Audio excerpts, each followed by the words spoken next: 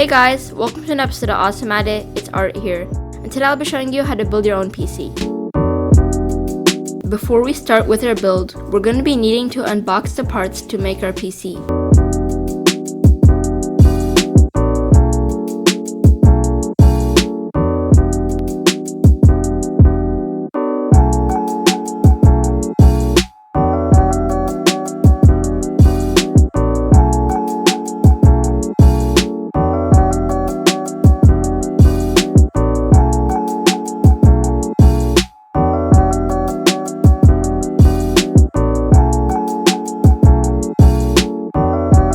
Make sure that you also have some screwdrivers with you, so you can put your parts together.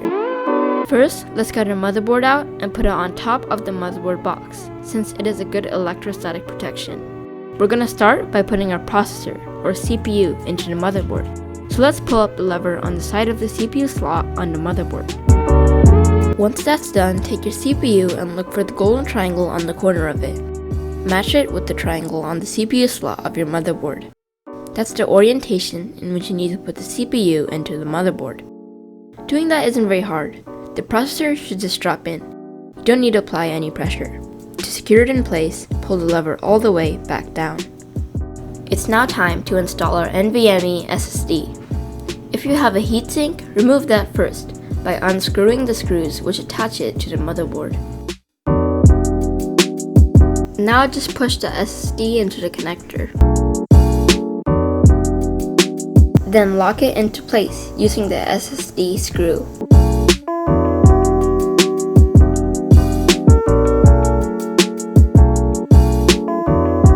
After that, put the heatsink back on. It's time to install the CPU cooler.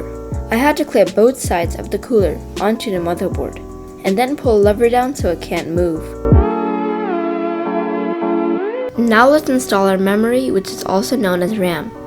If you are installing 2 sticks of RAM like me, make sure to install them into the 2nd and 4th RAM slots to optimize their performance. To install your RAM, first open up the slots where you want to insert your RAM sticks into. From there, it's as simple as pushing your memory into the slots.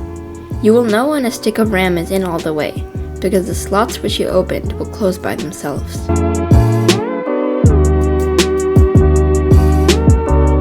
Finally, connect the cable from the CPU fan into the CPU fan header on the motherboard.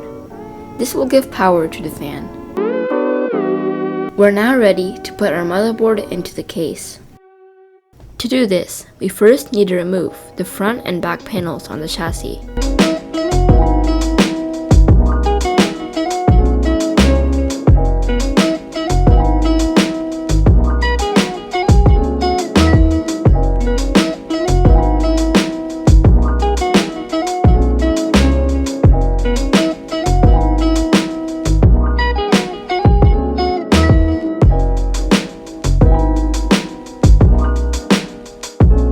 Before we put the motherboard in, we need to push the I/O shield into the back of the case.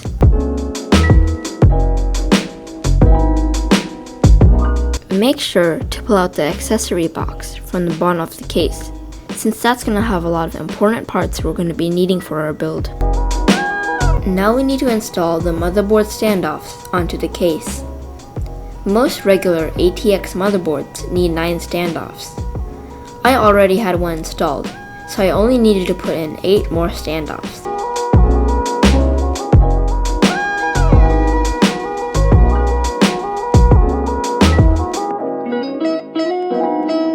It's time to put the motherboard into the case.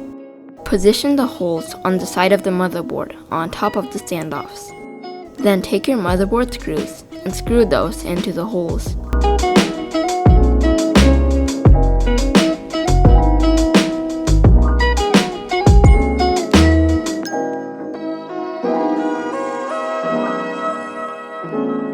Our computer is going to need some cooling, so let's install the fans.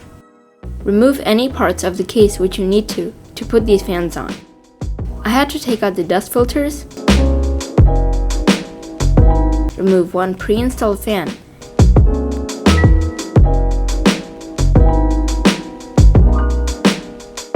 take off the front panel.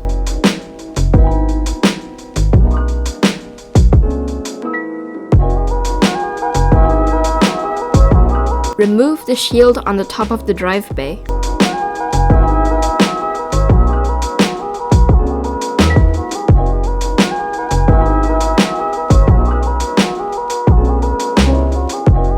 Flip the case onto its side.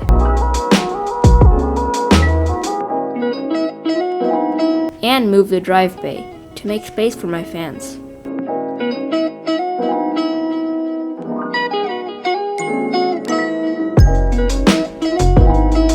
Match the screw holes in the fans with the screw holes in the case. Then screw them in using the fan screws. Now pass the fan cables through the back of the case. If you have one, connect each fan's power cable to the power hub. Use tie wraps if you have them for extra cable management. Then pull the fan power cable from the power hub back into the case, and the fan RGB cable if you have RGB fans. Plug the fan power cable into the fan power header on the motherboard. It should say something like CHA fan and should be at the bottom of the motherboard. Then plug the fan RGB cable into the RGB header on the motherboard. It should be next to the power header and should be a white color.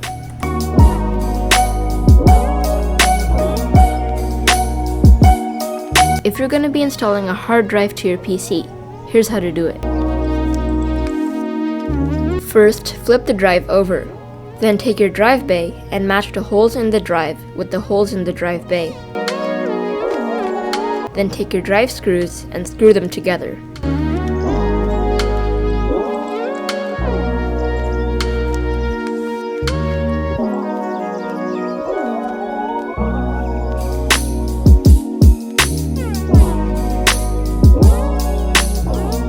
Now push the hard drive back into the case. We have to connect two cables into the hard drive. The first one is the SATA power cable. The second one is the SATA data cable.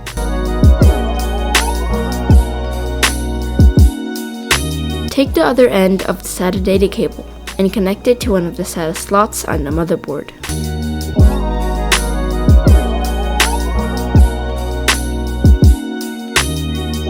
It's time to put the graphics card into the computer. First, remove as many PCIe slots as you need to make space for the GPU. Then flip it over and take out the rubber protections from the connectors. After that, open the slot which you want to put the graphics card in, and then push the card into the slot.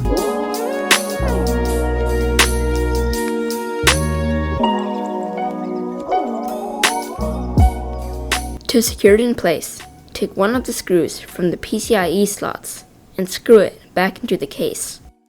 Now let's start plugging the cables from our power supply into the motherboard. First is the ATX 24-pin power cable. Pull it from the back of the case and plug it into its 24-pin connector on the side of the motherboard.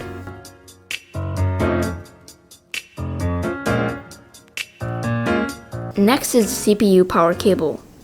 This one has 8 pins, and its connector is at the top corner of the motherboard.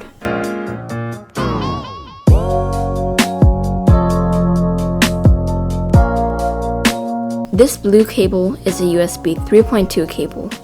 Connect it to its place below the ATX power cable.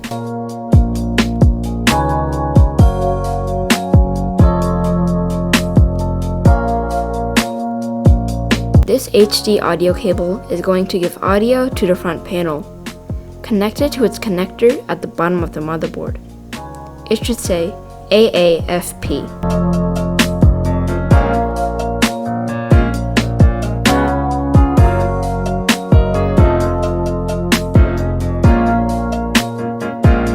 Now let's connect the rest of our front panel cables. These should also go at the bottom of the motherboard. Here's a diagram of where to plug each one in.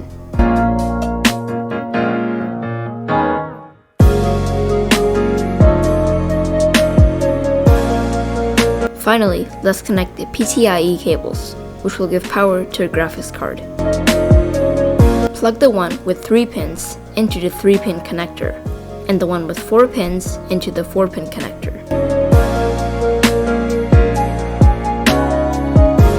To put the power supply into the case, take out the panel at the bottom of the case. Then push the power supply in with the fan facing down, but not all the way, so that we can connect the cables from the motherboard. Once you've done that, push the power supply in all the way and screw the panel back on. Then take the cable, which can be connected to an outlet, and plug it in to the PSU. Now all that's left to do is download your operating system and you should be done building your PC. And now you have a computer which you can use for high quality gaming, rendering, video editing, and much more. If this video helped you, please consider subscribing and leaving a like. So thanks for watching, and I'll see you in the next episode of Awesome at It. Bye!